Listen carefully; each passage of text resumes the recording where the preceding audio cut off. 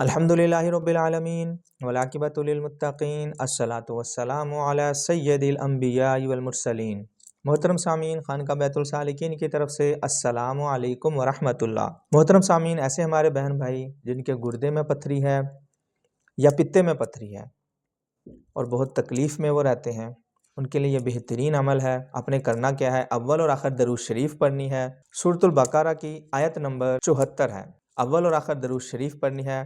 41 مرتبہ آپ نے اس آیت کو پڑھنا ہے، اور نماز کے بعد، نماز ضروری ہے، یا آپ فجر کی نماز کے بعد کا ایک ٹائم رکھ لیں، یا عشاء کی نماز کے بعد کا رکھ لیں، یا مغرب کی نماز کے بعد کا رکھ لیں۔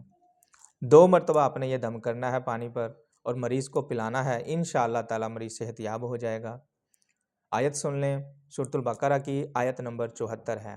اعوذ باللہ من الشیطان الرجیم، بسم اللہ الرحمن الرحیم۔